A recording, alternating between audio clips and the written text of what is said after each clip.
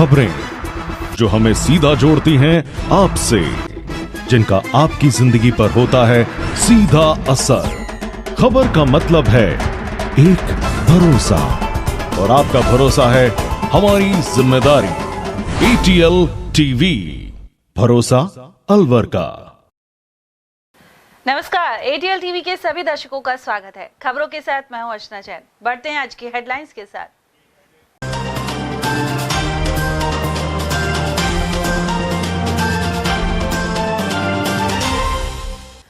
Bank से करीब 1 करोड़ गबन के आरोपी दंपति को दबोचा, कोतवाली पुलिस ने की गिरफ्तारी। आरएसएस प्रमुख मोहन भागवत ने स्वयंसेवकों के साथ किया चिंतन, तिजारा रोड पर शाखा में हुई चढ़ी। रामगढ़ एमएलए जुबेर खान का लंबी बीमारी के बाद हुआ निधन। वहीं अब प्रदेश में अन्य रिक्त सीटों के साथ रामगढ़ में भी होंगे उपचुनाव। और राजस्थान जल महोत्सव के तहत सिलीसेड में किया जल पूजन, इंद्रदेव की इस बार रही मेहरबानी। और अब खबरों को हम जानेंगे विस्तार से। एसबीआई बैंक शाखा से 99 लाख रुपए का गबन करने के मामले में कोतवाली पुलिस ने पति पत्नी को गिरफ्तार किया है। कोतवाली थाना प्रभारी नरेश शर्मा ने बताया कि 6 सितंबर 2022 को बैंक मैनेजर अंशुमन ने थाने पर उपस्थित होकर मामला दर्ज करवाया था। इसमें बताया गया कि बैंक में पद स्थापित निक्की सेठी ने 99,44,000 रुपए के फर्जी वाउचर बनाकर अपने परिवार वालों और जानकारों के खातों में राशि ट्रांसफर कर दी। इस मामले में महिला के पति योगेश को भी पुलिस ने गिरफ्तार किया है। दोनों आरोपी अलवर के स्कीम 10B दीवानजी के भाग के निवासी हैं। शनिवार को दोनों आरोपियों को न्यायालय में पेश किया गया। एसआई कांता ने भी इस मामले की जानकारी दी। 6/9/2022 को थाना कोतवाली पर अंशुमन जी हैं बैंक मैनेजर, उन्होंने ये प्रकरण दर्ज कराया था कि उनके एसबीआई में कार्यरत एक महिला है निक्की सेठी, जो कार्मिक थी, उन्होंने 99 लाख रुपए का गबन कर लिया था, जिस पे कार्रवाई करते हुए आज आरोपी निक्की सेठी और उसके पति योगेश कुमार को गिरफ्तार किया है। कहाँ के रहने वाले हैं आरोपी? निक्की सेठी ये और इसके पति ने मिलकर ये गबन किया है और इन्होंने 20 खातों में 99 लाख रुपए हैं वो बैंक के फर्जी वाउचर बनाकर ट्रांसफ़र किए हैं। निक्की सेठी और ये योगेश है, ये scheme number 10 housing board Alwar के रहने वाले हैं और इनके खिलाफ 420, 409 और 120 BIPC का अपराध प्रमाणित होने पर इनको गिरफ्तार किया गया है। राशि कोई बरामद हुई है लोगों से? राशि इनसे बरामद नहीं हुई है। 20 खातों में अलग अलग 20 खातों में ट्रांसफर की गई, जिनका रिकॉर्ड बैंक से लिया गया है। आरएसएस प्रमुख डॉक्टर मोहन भागवत अलवर प्रवास पर हैं। वे शनिवार सुबह 6 बजे अलवर शहर के तिजारा रोड स्थित ऑर्चिड गार्डन में आरएसएस शाखा में पहुंचे। उन्होंने स्वयंसेवकों से आरएसएस की कार्य योजना सहित कई अन्य विषयों पर चर्चा की। इसके बाद संजय नगर स्थित संघ कार्यालय केशव कृपा पहुंचे। आरएसएस प्रमुख रविवार को इंदिरा गांधी स्टेडियम में स्वयंसेवक एकत्रीकरण कार्यक्रम में शामिल होंगे। वहीं सोमवार को आदर्श विद्या मंदिर के कार्यक्रम में जाएंगे और इसी दिन मातृवन में पौधरोपण करेंगे। 17 सितंबर की सुबह उनका अलवर से पावटा के लिए प्रस्थान का कार्यक्रम है। उधर मोहन भागवत आगमन को लेकर अलवर के चौराहों को सजाया गया है, साथ ही बेहद सख्त सुरक्षा के इंतजाम किए गए हैं। रामगढ़ एमएलए और कांग्रेस के पूर्व राष्ट्रीय सचिव जुबेर खान का शनिवार सुबह निधन हो गया। वे 61 वर्ष के थे। उन्होंने अलवर शहर के निकट 2.5 पैड़ी स्थित खुद के फार्म हाउस पर अंतिम सांस ली। जुबेर खान के जनाजे को शाम को रामगढ़ में सुपुर्द खाक किया गया। 1 साल पहले हुए लीवर ट्रांसप्लांट के बाद से वे काफी बीमार चल रहे थे। वहीं पिछले करीब 1.5 महीने में 2 विधायकों की मौत हुई है।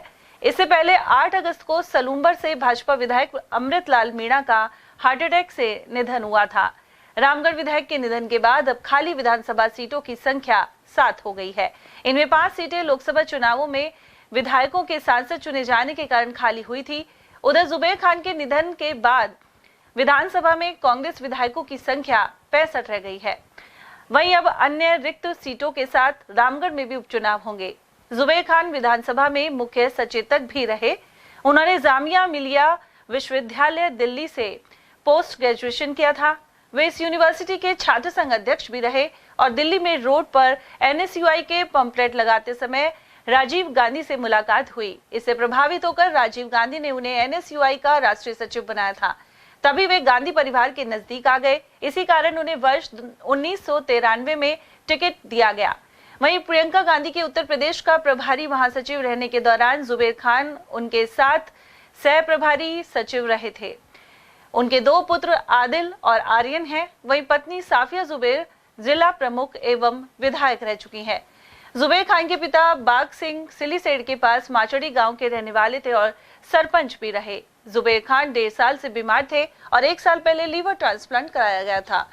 लोकसभा के चुनाव में अधिक भागदौड़ से तकलीफ बढ़ गई थी एवं इसके बाद उनकी तबीयत बिगड़ती गई। उन्हें श्रद्धांजलि व्यक्त करने नेता प्रतिपक्ष टीकाराम जूली सहित अन्य प्रतिनिधि वहां पहुंचे। वहीं पार्टी नेता दीनबंधु शर्मा के अलावा शेर मोहम्मद ने उनके निधन पर शोक जताया है। अपनी छात्र जीवन आम परिवार से उठकर छात्र राजनीति से उठकर एनएसयूआई के राष्ट्रीय जॉइंट सेक्रेटरी रहे, एनएसयूआई के प्रदेश अध्यक्ष रहे, राष्ट्रीय उपाध्यक्ष रहे, यूथ कांग्रेस के राष्ट्रीय कार्यकारी अध्यक्ष रहे, लंबे पदों पर अखिल भारतीय कांग्रेस कमेटी में सचिव रहे, 10 साल तक एआईसीसी के सचिव रहे। संगठन के इतने बड़े प्रोधा जो पूरे देश भर में घूम कर पार्टी का प्रचार करने का काम करते थे, लोगों को आगे बढ़ाने का काम करते थे और मेरे जैसे बहुत सारे नौजवानों को, आम परिवार के लोगों को आगे बढ़ाने का प्रयास आदरणीय जुबेर खान साहब ने किया। और मुझे पूरे क्षेत्र को और मुझे ज़्यादा व्यक्तिगत भी क्षति है कि जुबेर खान जी अब दुनिया में नहीं रहे और मैं बड़े दुख के साथ कहना पड़ रहा है। कांग्रेस पार्टी को, राजनीतिक पार्टी की बात मैं नहीं करूँगा, परंतु हमारे समाज के लिए भी, क्योंकि आज़ाद भारत में अब तक कोई मेव इस मुकाम पर नहीं पहुंचा, कोई मेव नेता जिस पर जुबेर साहब पहुंचे। हमारे समाज को भी बहुत बड़ी क्षति हुई है और बड़े दुख के साथ हम ये बताना चाहते हैं कि जुबेर साहब अपने जीवन में काफ़ी संघर्षशील आदमी, जब ये छात्र राजनीति में थे तभी से अपने गांव से जाकर कहाँ जामिया यूनिवर्सिटी है वहाँ जाकर प्रेसिडेंट बने, फिर बहुत बड़े राजीव गांधी जी और इंदिरा जी के चहेते बने और उसके बाद में पूरे मेवात का नाम इन्होंने हिंदुस्तान में किया। 4 बार विधायक रहे, 1 बार उनकी अहलिया जो हैं सफिया जी वो भी विधायक रही, वो भी उन्हीं की वजह से, क्योंकि ये मेवात के नहीं, मेव कम्युनिटी के नहीं बल्कि सभी जाति धर्म के लोगों के बहुत चहेते थे और उसी का परिणाम था कि रामगढ़ में बहुत कम मेव वोट होते हुए भी वो चुनाव जीत करके आते थे।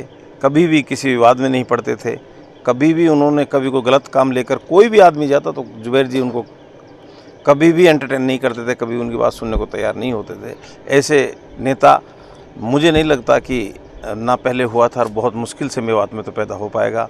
हम आज उनको हमारे समाज की तरफ से, अलवर जिले की तरफ से खिराज अकीदत पेश करते हैं। और वहीं रामगढ़ के विधायक जुबेर खान के निधन पर श्रद्धांजलि व्यक्त करने का दौर जारी है।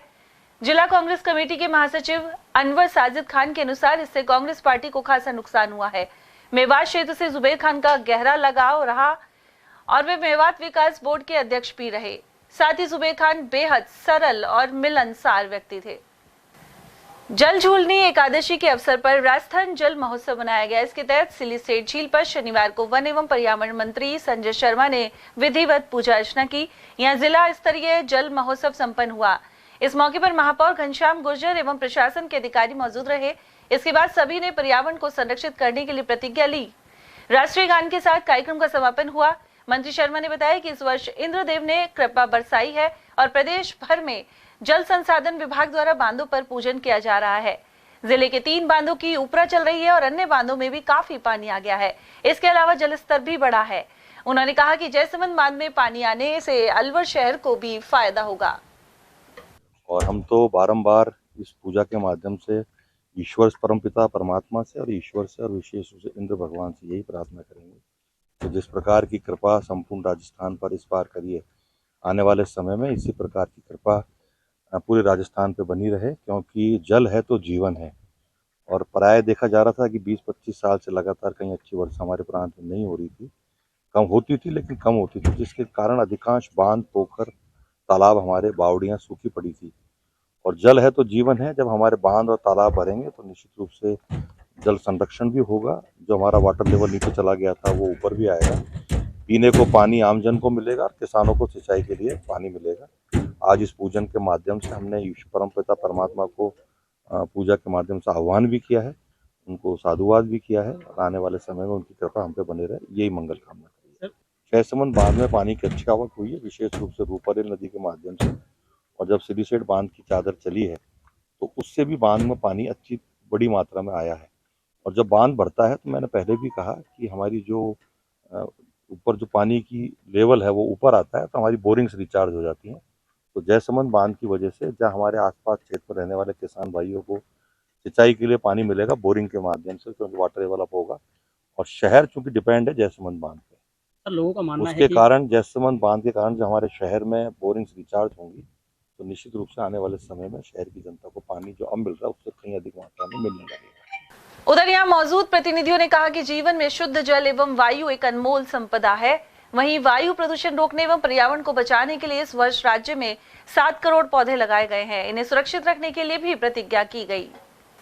खुशखेड़ा थाना अंतर्गत होंडा चौक के समीप अज्ञात वाहन की चपेट में आने से 16 वर्षीय युवक की दर्दनाक मौत हो गई। जानकारी के अनुसार ग्राम हुसिंगपुर निवासी गौरव जांगिड़ ITI करने के बाद खुशखेड़ा स्थित एक कंपनी में 1 महीने पूर्व ही जॉब पर लगा था। वह कंपनी से बाइक पर लौट रहा था और मार्ग में तेज गति से आ रहे अज्ञात वाहन ने उसे टक्कर मार दी। पुलिस ने पोस्टमार्टम करवाकर शव परिजनों के सुपुर्द कर दिया है। इसको एक्सीडेंट हुआ, कंपनी में काम के लिए जा रहा था। कहाँ पे? होंडा चौक में घर से। अच्छा, क्या फैक्ट्री में काम करता है? हाँ, फैक्ट्री में काम करता है। या शादीशुदा है? नहीं, अनमैरिड है। कितनी उम्र है? उम्र 17 साल। और वहीं अलवर के रूपबाज पुलिया के समीप ट्रेन की चपेट में आने से 60 वर्षीय वृद्ध की दर्दनाक मौत हो गई।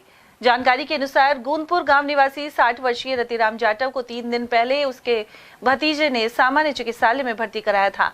छुट्टी मिलने पर उन्हें टेम्पो में बैठा दिया गया, लेकिन गांव पहुंचने की जगह वह लापता हो गए। शुक्रवार सुबह रूपबाज पुलिया के समीप ट्रेन की चपेट में आने से रतिराम की जान चली गई। परिजन उन्हें 2 दिन से तलाश कर रहे थे।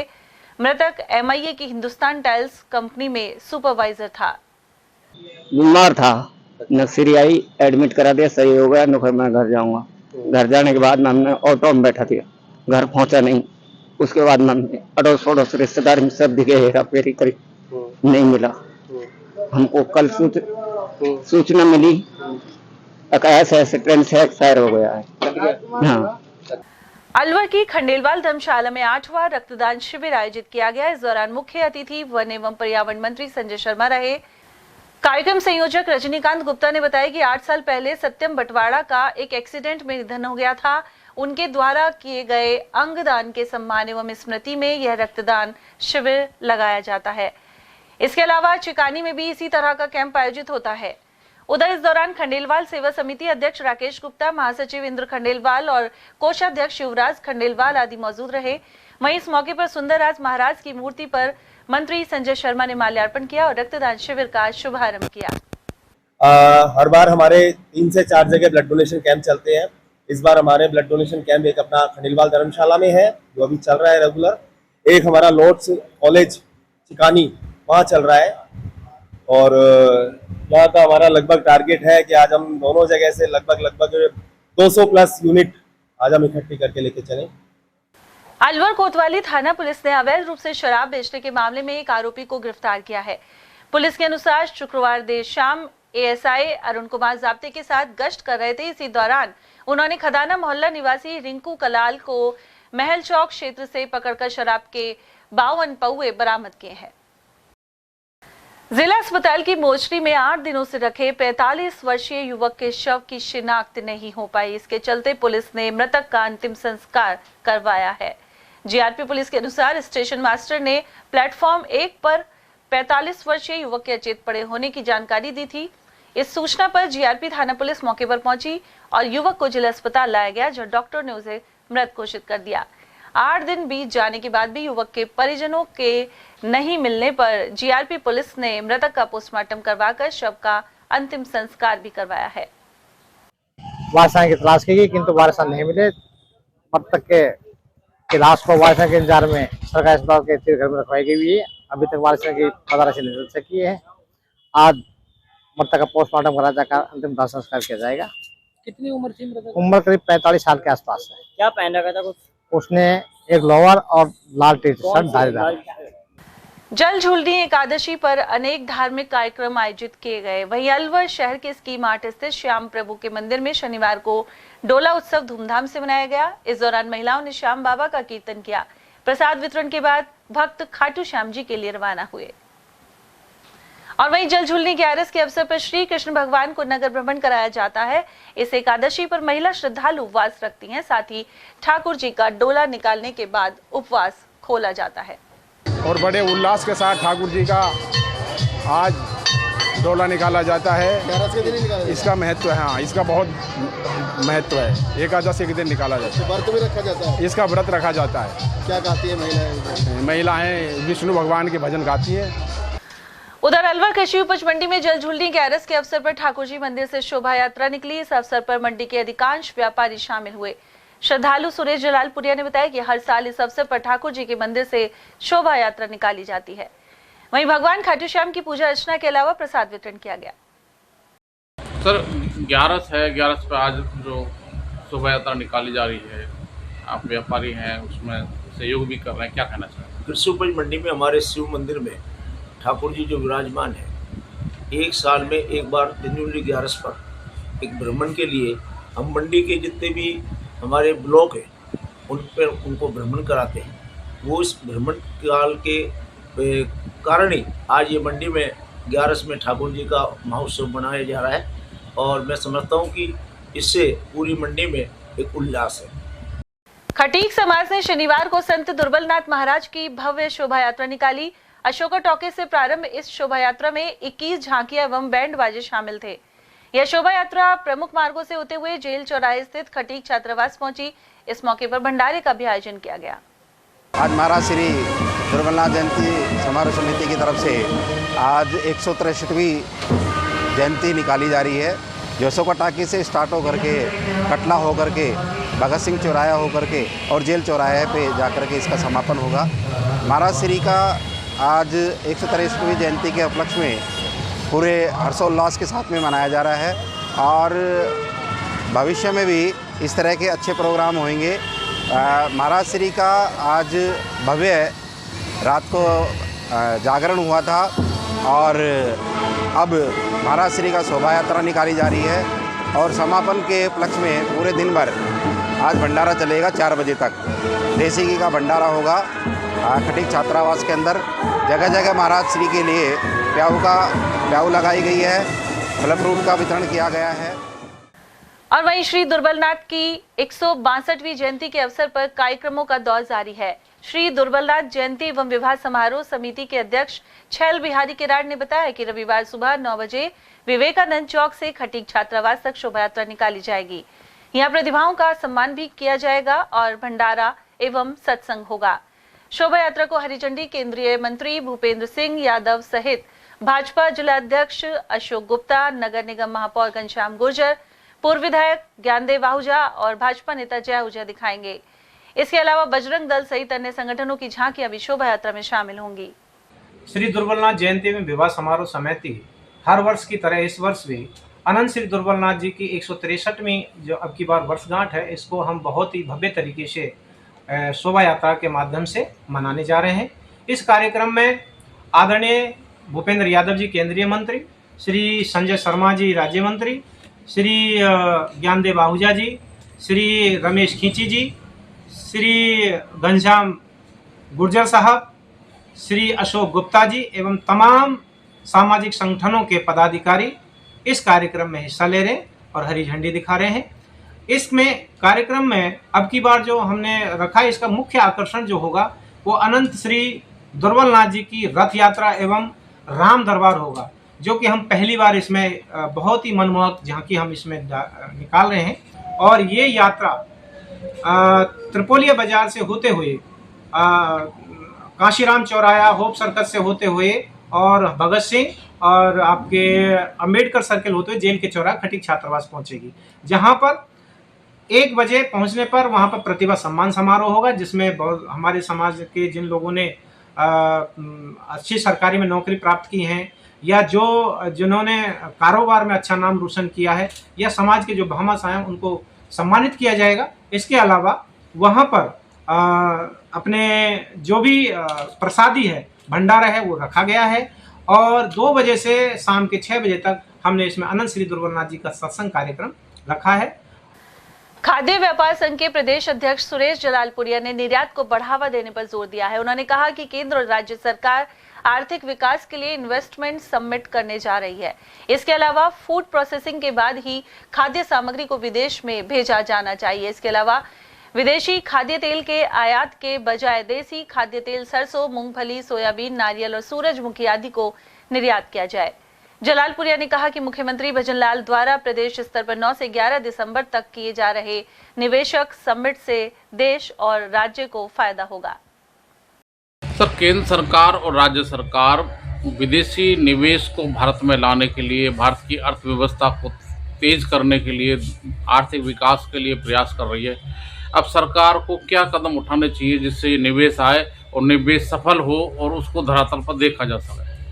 केंद्र एवं राज्य सरकार जो निवेश पर बहुत काफ़ी उस पर जोर दे रही है, उसका कारण कि अगर हमारे यहाँ पे उद्योग लगेंगे, बेरोजगारी कम होगी और देश उन्नति की ओर जाएगा। इसके लिए मेरा सुझाव है कि कृषि आधारित उद्योग जितने भी हम निवेश के लिए प्रोत्साहन करें, उन्हें ज़्यादा से ज़्यादा, उन्हें चाहे जीएसटी में छूट दें, मंडी में छूट दें, अन्य छूट दें, लेकिन जो भारत में जो कृषि जिन्स पैदा होती है उसे सीधा ना भेजकर उसका प्रोसेसिंग कर पक्का माल भेजा जाए, जो कच्चे माल की जगह। अगर बाहर से जो कच्चा माल मंगाते हैं हम, जैसे पाम ऑयल आ रहा है, उसे कच्चा मंगाए, प्रोसेसिंग यहाँ करें, तो उससे देश में उद्योगों को रफ्तार मिलेगी, बेरोजगारी की समस्या कम होगी, हमारी जीडीपी बढ़ेगी। तो ये मेरा इसमें सुझाव है। सर, मोटे अनाज का अपन विदेशों में निर्यात करें, क्यों मोटे अनाज का इस्तेमाल बहुत कम हो रहा है, तो आपको लगता है कि मोटे अनाज का भी अगर सरकार सही तरीक़ा से इस्तेमाल करे तो इससे काफ़ी फायदा हो सकता है? मोटे अनाजों को ये जो निर्यात का जो इन्होंने का जो इनकी योजना है उसमें ठीक है, मोटे अनाज भी जाए, लेकिन जहाँ तक संभव हो उसे अगर हम तैयार कर पैकिंग में भेजें तो उससे ज़्यादा फायदा होगा। सर, एक जो तेल है, विशेषकर खाद्य तेल, इसमें भी सरसों का तेल तो ठीक है, लेकिन जो मूंगफली का तेल है या सोयाबीन का तेल है या तिलहन का और तेल है, तो उसको भी प्रोत्साहन करने की आवश्यकता है। हमारे देश में जो सरसों, सोयाबीन, मूंगफली, सूरजमुखी, इस 4 प्रमुख हमारे तिलहन पैदावार होती है, उसके अलावा भारत में हमें आयातित तेल पर हम 60% निर्भर है। 40% जनता की उपयोग का भारत में पैदा होता है, बाकी 60% हमें आयातित तेल खाना पड़ता है। आयातित तेल कम खाना पड़े, कम मंगाना पड़े, उसके लिए हमारे स्वदेशी जो फसलें हैं उन पर सरकार जोर दे, बीजों पर जोर दे, और जो उसके भाव है किसानों को भाव अच्छा मिले, इसके लिए उसमें समर्थन मूल्य से भी ऊंचे भाव रखने की आवश्यकता है। सर, खाद्यान्न के क्षेत्र में हम आयात की बजाय निर्यात नहीं कर पा रहे हैं। विशेषकर मसाला का तो अच्छा निर्यात करते हैं, लेकिन सभी चीज़ों को हम अच्छा निर्यात करें तो देश के लोगों को भी अच्छा पैसा मिलेगा, विशेषकर किसानों को, और सरकार को भी निर्यात करेंगे तो धनराशि मिलेगी, विदेशी मुद्रा मिलेगी। आपको लगता है कि निर्यात पर फोकस करने की जरूरत है? सरकार निर्यात पर भी फोकस करने की जरूरत है। किसी समय में गेहूँ भारत में विदेशों से आता था। इसी तरह जो तिलहन है, तिलहन पहले हम 30% पैदा करते थे, अब 40% पैदा करने लगे हैं। अभी भी हम विदेशी तिलहन पर, विदेशी खाद्य तेलों पर निर्भर हैं। जब तक हम अपने देश की तिलहन पैदावार नहीं बढ़ाएंगे, तब तक हम विदेशी तेलों पर निर्भर हमें रहनी मजबूरी है। तो इसलिए हमें अपने देशी तेलों पर ध्यान देना चाहिए। जो हमारी तिलहन पैदावार है उस पर विशेष देश को जोर देने की आवश्यकता है। सर, अपने देश में गन्ना बहुत ज़्यादा होता है, गन्ना से चीनी और गुड़ बनते हैं, तो चीनी और गुड़ का जितना निर्यात नहीं हो पा रहा, अगर उसका ज़्यादा निर्यात होगा तो उत्तर प्रदेश के किसानों को भी गन्ना का तुरंत भुगतान मिलेगा और देश को भी फायदा होगा। तो सरकार को इस पर भी ध्यान देना चाहिए। नहीं, चीनी में और गुड़ में काफ़ी निर्यात हमारा दिन पर दिन बढ़ता जा रहा है। इन 6 सालों में मैं समझता हूँ कि चीनी का बहुत काफ़ी निर्यात हम कर रहे हैं और आगे भी इसमें संभावना है। और जितनी विदेशों में इस चीज़ की डिमांड है, उसमें भारत सरकार काफ़ी मात्रा में निर्यात चीनी का कर रही है। राजगढ़ पुलिस ने चोरी का खुलासा करते हुए एक आरोपी को इन्वर्टर, बैटरी और बाइक के साथ गिरफ्तार किया है। पिछले दिनों कस्बे के माली मोहल्ला स्थित पंकज और रवि भट्ट के मकान के ताले तोड़कर चोरी की गई थी। थानाधिकारी रामजीलाल मीणा ने बताया कि बदमाशों ने यहां से मोटरसाइकिल और इन्वर्टर, बैटरी सहित अन्य सामान पार कर लिए थे। जांच एवं मुखबिर की सूचना के आधार पर हिस्ट्री शीटर झंडू को पकड़ लिया गया। जांच में उसके पास से चोरी की गई बाइक बरामद हुई। आरोपी के खिलाफ पूर्व में भी अनेक मुकदमे दर्ज है। जो एचएस है ये बसवा की तरफ से मोटरसाइकिल से राजगढ़ की तरफ आ रहा है। इस पर नाकाबंदी करके इसको चेक किया तो चक्की एरिया के पास में इसको मोटरसाइकिल से आते हुए को रोका। मोटरसाइकिल की नंबर प्लेट नहीं थी। मोटरसाइकिल को रोक करके उसको चेक किया, नंबर मिलान किया तो ये उसी मुकदमे की मोटरसाइकिल होना पाया गया, जिसको उस मुकदमे में गिरफ्तार किया गया।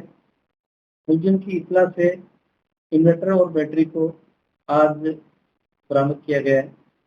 इस प्रकरण में अन्य जो सामान है उसकी बरामदगी के लिए उससे गहनता से अनुसंधान किया जा रहा है। इसके साथ ही उसके साथ अन्य कोई सहयोगी है उसके बारे में भी वह अन्य घटनाओं के संबंध में मुलजिम से गहनता से अनुसंधान किया जा रहा है। और यहाँ वक्त एक छोटे से ब्रेक का, आप देखते रहिए एटीएल टीवी। इतनी कड़ी मेहनत क्यों पापा? बेटा इतनी मेहनत इसीलिए ताकि सबको खाना मिल सके, किसी पे कोई मुसीबत ना आए। किसी पे मुसीबत ना आए इसलिए आप हो पापा, पर अगर आप पे मुसीबत आ गई तो? अब पाए फसल बीमा केवल 3 आसान स्टेप्स में। क्षेमा सुकृति फसल बीमा। कॉल करे और कराए 100 से भी ज्यादा फसलों की बीमा 499 रुपए प्रति एकड़ में। हीरे, सोने, चांदी के जेवरातों के विक्रेता दुर्गा प्रसाद सुनील दत्त ज्वेलर्स, बजाजा बाजार, अलवर।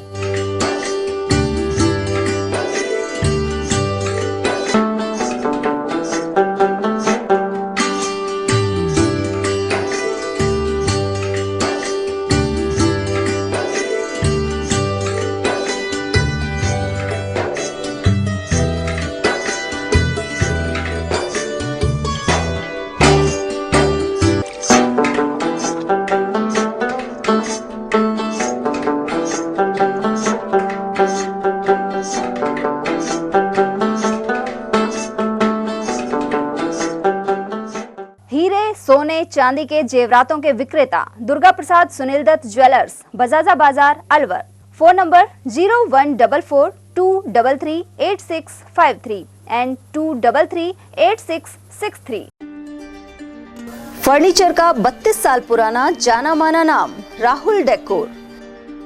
यहाँ आपकी लाडली बिटिया के लिए अथवा अपने घर के लिए सभी प्रकार का सागवान का फर्नीचर उपलब्ध है।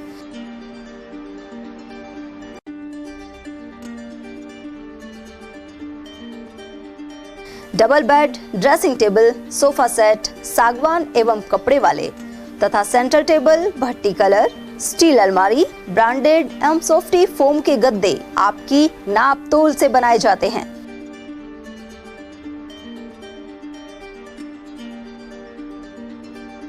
सभी सामान एक ही छत के नीचे उपलब्ध। हमारा पता है अलवर बोर्ड, जसवंत तिराहे से पहले, Kati Ghati, Alwar. Contact number 9414019769 and 9414019768।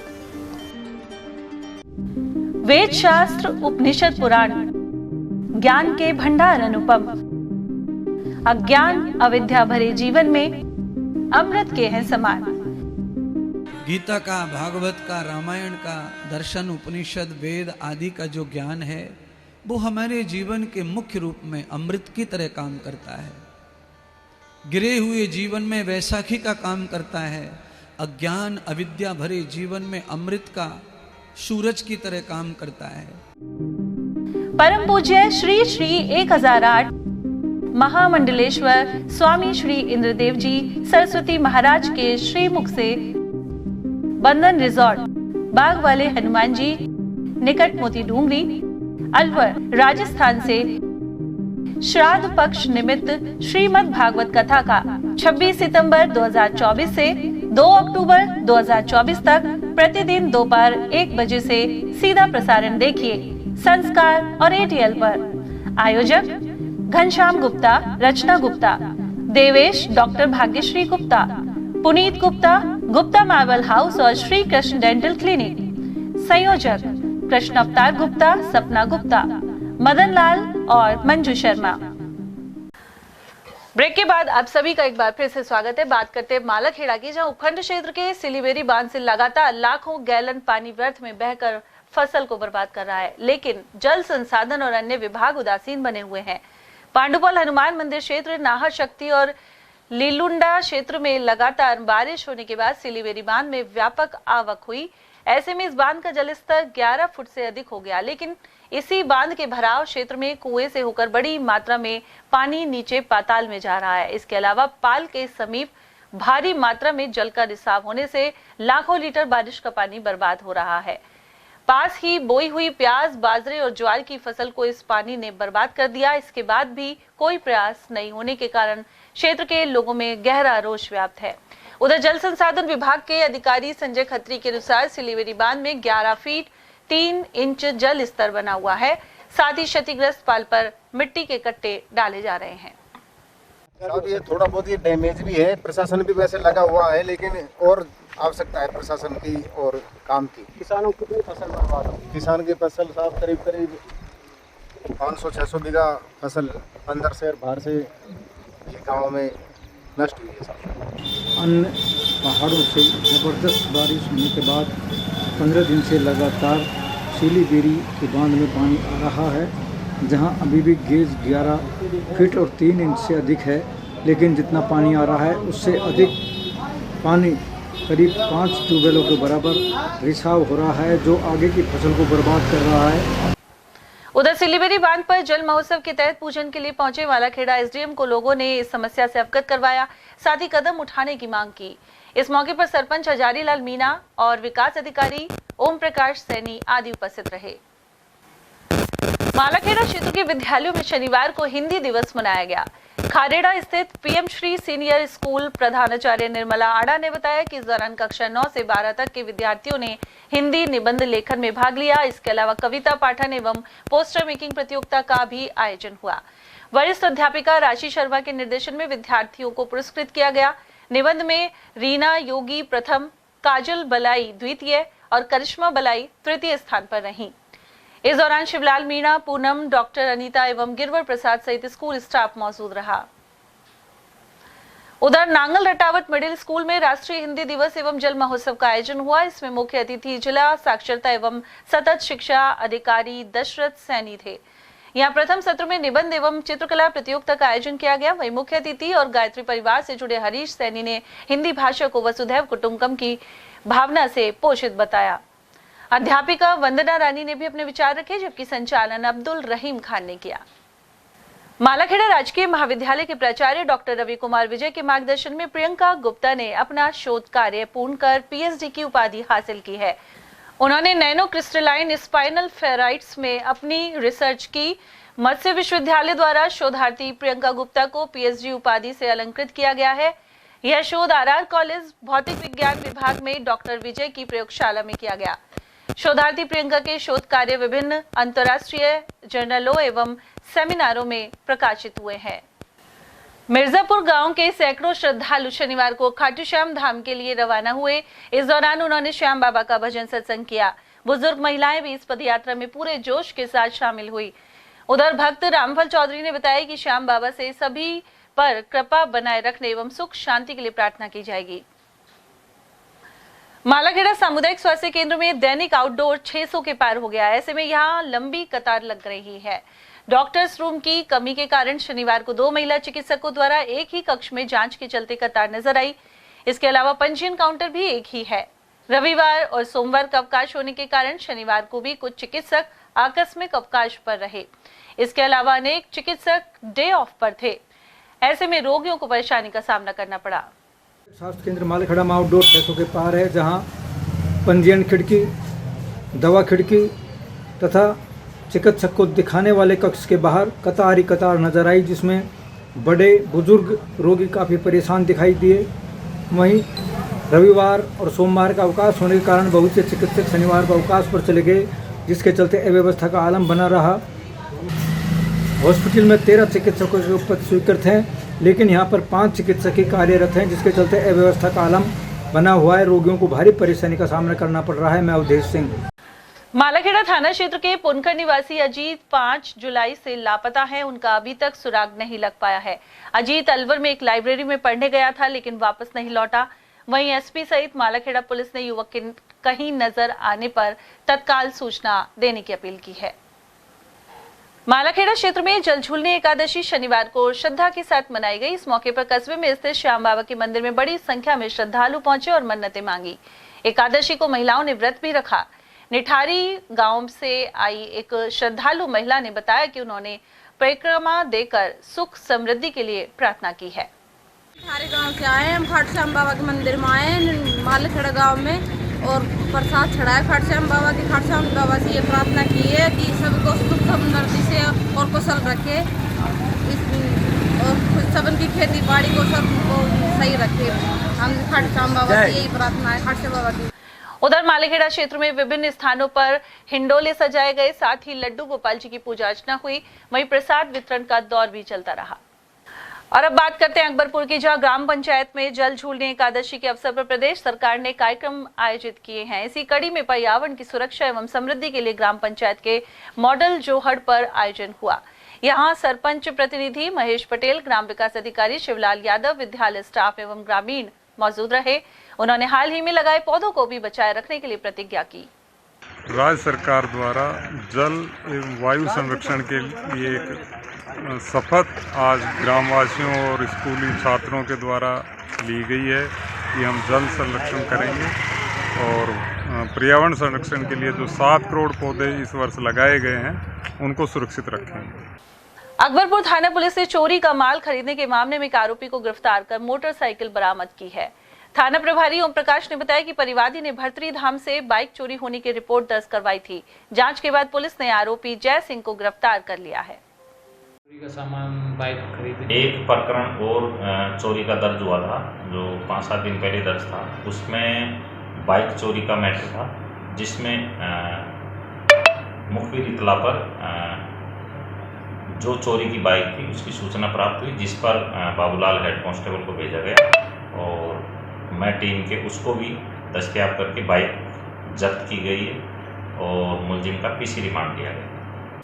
करीब 15 फीट लंबे अजगर को देखकर अलवर जयपुर हाईवे क्षेत्र के किसानों में खलबली मच गई। सड़क से गुजरता हुआ ये विशाल अजगर किसान जयराम के खेत में आ गया। इस काश्तकार ने बताया कि हाईवे पर सरिस्का के समीप इंदौक गांव से आगे अजगर दिखाई दिया। बाजरे के खेत में घुसे इस अजगर के कारण किसान चारा काटने नहीं जा रहे हैं।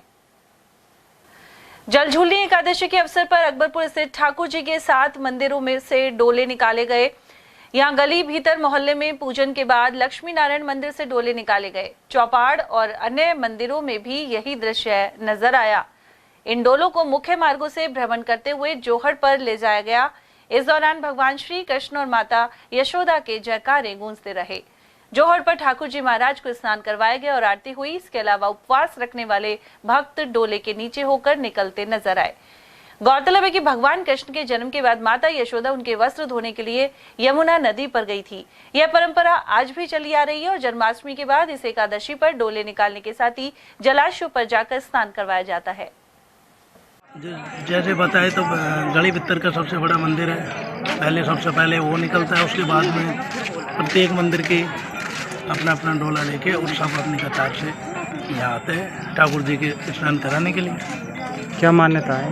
मान्यता जन्माष्टमी पे जो भगवान कृष्ण जी का जन्म होता है, आज के दिन जन्म एकादशी पे यहाँ आकर यहाँ माता यशोदा स्नान कराने के लिए लाते हैं। सारे गांव के डोले निकल रहे हैं, सारे मंदिरों पे निकल रहे हैं। बहुत विशाल मेला जैसा माहौल है, बड़े अच्छा माहौल है। मतलब भगवान श्री कृष्ण के जयकारे गूंज रहे हैं। हाँ, यशोदा मैया के, श्री कृष्ण भगवान के जयकारों के साथ। और वहीं बड़ौदा में कस्बे में जल झूलनी एकादशी पर्व धूमधाम से मनाया गया। इस दौरान कस्बे के 5 मंदिरों से ठाकुर जी की पालकी निकाली गई। श्रद्धालु बलदेव शर्मा ने बताया कि शनिवार को सीताराम मंदिर, बांके बिहारी मंदिर, द्वारकाधीश मंदिर, अनाज मंडी और ठाकुर जी के मंदिर से पालकी निकली। वहीं तालाब वाले मंदिर में ठाकुर जी का जलाभिषेक हुआ। इस अवसर पर डीजे की धुन पर भक्तों ने जमकर नृत्य किया। यहाँ मौजूद पुजारी ने बताया कि कस्बे में 352 साल से जल झूलनी एकादशी का पर्व मनाया जा रहा है। और अब नजर डालते हैं खैरतल तिजारा जिले की खबरों पर। खैरतल में सिद्धि विनायक मित्र मंडल द्वारा गणेश स्थापना की गई थी। यहाँ कन्या भोज एवं भंडारा आयोजित हुआ। साथ ही सांस्कृतिक प्रस्तुतियां देने वाले बच्चों को स्मृति चिन्ह प्रदान किए गए। इस मौके पर सोनी पोपटानी, गौतम भूरानी, प्रकाश चंदवानी और घनश्याम पमनानी सहित सिद्धि विनायक मित्र मंडल के प्रतिनिधि उपस्थित रहे। खैरतल में सहजमाल की पहाड़ी पर जल महोत्सव मनाया गया। यहाँ जिला कलेक्टर किशोर कुमार ने दीप प्रज्वलित किए। इसके अलावा पौधरोपण भी किया गया। इस दौरान सांस्कृतिक कार्यक्रम और विविध गतिविधियां आयोजित की गई। कार्यक्रम में एडीएम सुरेंद्र सिंह, टिल्लू शर्मा, जलदाय विभाग के एसई धर्मेंद्र यादव, समाज कल्याण विभाग अधिकारी महेंद्र कुमार और नोडल अधिकारी राजकुमार जैन, मोतीलाल वर्मा आदि उपस्थित रहे। जिले के एकमात्र नवोदय विद्यालय खैरतल में 26वीं क्षेत्रीय युवा संसद का आयोजन किया गया। प्राचार्य के जोशी ने क्षेत्रीय विधायक दीपचंद खैरिया को पौधा भेंट कर स्वागत किया। इस युवा संसद में 55 प्रतिभागियों ने हिस्सा लिया। मुख्य अतिथि ने युवा संसद में छात्रों द्वारा किए गए प्रदर्शन की सराहना की। इस कार्यक्रम के निर्णायक पूनम खैदर और ब्लॉक शिक्षा अधिकारी भारत भूषण शर्मा रहे। वहीं संयुक्त व्यापार संघ जिला अध्यक्ष ओम प्रकाश रोगा सहित गिरीश डाटा, शीशराम गुप्ता, गिरीश लोड़ा और उप प्राचार्य पीसी कानव आदि उपस्थित रहे।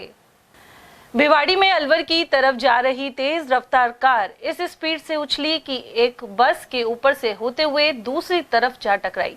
यह घटना अलवर भिवाड़ी हाईवे की है। यहाँ मिट्टी के रैंप से टकरा कर एक कार उछली थी। यहाँ लगे सीसीटीवी कैमरे में भी यह दृश्य कैद हुआ है। बाद में कार छोड़कर ड्राइवर चलता बना। और अब बात तिजारा की, जहां कस्बे में जलझूलनी एकादशी के पावन पर्व पर लक्ष्मी नारायण मंदिर एवं अन्य मंदिरों से डोले निकाले गए। इनमें भगवान श्री कृष्ण एवं यशोदा माता की पालकियां शामिल रही। यह डोले काजी के बंद पर पहुंची और यहां एकादशी की कथा सुनकर बाल गोपाल के वस्त्र धोए गए। इस दौरान अध्यक्ष गोल्डी शर्मा, ललित मोहन आचार्य, पूर्व पालिका चेयरमैन कमलेश सैनी और रामेश्वर सैनी और महंत जस्सू महाराज सहित पालिका अध्यक्ष बने सिंह बिधूड़ी आदि मौजूद रहे। जन्माष्टमी के बाद ये पर्व बड़ा धूमधाम से मनाया जाता है और महिलाएं अपने पूजन करती हैं और भगवान श्री कृष्ण के माता यशोदा पोतन धोने जा रही है। नेशनल अलवर फिजियोकॉन 2024 का आयोजन आरंभ हो गया है। लॉर्ड्स यूनिवर्सिटी परिसर में शनिवार को director Manoj Chachan, vice chancellor doctor BS Sharma, registrar Pankaj Arora और रिसर्च डायरेक्टर स्नेह साईवाल की मौजूदगी में गणेश वंदना के साथ मां सरस्वती के समक्ष दीप प्रज्वलन हुआ। अलवर एसोसिएशन ऑफ फिजियोथेरेपिस्ट के जिला अध्यक्ष डॉक्टर सचिन अग्रवाल ने सभी का स्वागत किया। अग्रवाल ने बताया कि 50 से अधिक शोध पत्रों को साइंटिफिक सेशन के लिए चुना गया है। वहीं 2 कार्यशालाओं का आयोजन भी किया गया। इनका संचालन डॉक्टर नेहा सैनी और डॉक्टर कुंजू मिश्रा ने किया। साथ ही सांस्कृतिक कार्यक्रमों का आयोजन भी हुआ।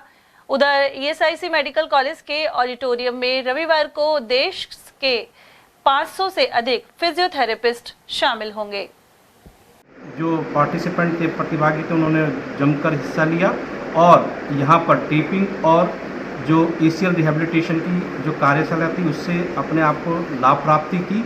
और इसी क्रम में ये डायरेक्टर सर की उपस्थिति में और विशिष्ट वीसी सर, रजिस्ट्रार सर सभी की उपस्थिति में ओपनिंग सेरेमनी के साथ में इसका शुभारंभ किया गया और इसमें सभी प्रतिभागियों ने अपनी कुछ प्रस्तुतियाँ भी दी, जिसकी वजह से ये प्रोग्राम बड़े अच्छे तरीके से मनाया जा रहा है। और इस क्रम में मैं सभी प्रिंट मीडिया का और डिजिटल मीडिया और सोशल मीडिया का धन्यवाद देता हूँ, जिन्होंने इस प्रोग्राम को अत्यधिक सराहनीय बनाया। सर कितने में जो आज की कार्यशाला थी इसमें मोर देन 100 से ज़्यादा प्रतिभागी हैं जो लॉर्ड्स यूनिवर्सिटी के भी हैं और राजस्थान की दूसरी यूनिवर्सिटी से भी आए हुए हैं और आउट ऑफ राजस्थान से भी स्टूडेंट्स आए हैं जो प्रतिभागी के रूप में इस वर्कशॉप में हिस्सा लिया है उन्होंने। जलझूलनी एकादशी के अवसर पर जोहड़ा पटेल नगर स्थित वृंदावन चंद्रमा बिहारी जी महाराज मंदिर में नंदोत्सव मना। इस अवसर पर भगवती यादव, चंद्रभांगा शर्मा, कृपा प्रजापत और माया सैनी के नेतृत्व में भजन गाए गए। राधा कृष्ण के स्वरूप में सजे हुए बालकों ने नृत्य भी किया। सेवादार मोनू पंडित ने बताया कि इस मौके पर मंदिर में विशेष सजावट हुई और प्रसाद वितरण किया गया। अलवर शहर के काशीराम सर्किल स्थित मुरली मनोहर मंदिर से शनिवार को ठाकुर जी का डोला निकाला गया। प्रमुख मार्गों से होते हुए डोला वापस मंदिर पहुंचा, जहां महिलाओं द्वारा भजन कीर्तन किए गए। वहीं आरती के साथ ही प्रसाद वितरण भी हुआ। मंदिर पुजारी शांति प्रकाश शर्मा ने आयोजन की जानकारी प्रदान की। और चलते चलते एक बार फिर से नजर डालेंगे मैच की हेडलाइंस पर।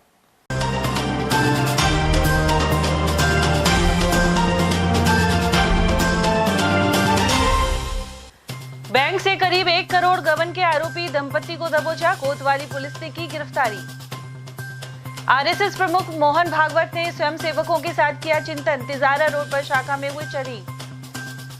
रामगढ़ एमएलए जुबेर खान का लंबी बीमारी के बाद हुआ निधन, वहीं अब प्रदेश में अन्य रिक्त सीटों के साथ रामगढ़ में भी होंगे उपचुनाव। और राजस्थान जल महोत्सव के तहत सिलीसेड में किया जल पूजन, इंद्रदेव की इस बार रही मेहरबानी। इसी के साथ खबरों में आज इतना ही। दीजिए अर्चना चैन को इजाजत। नमस्कार।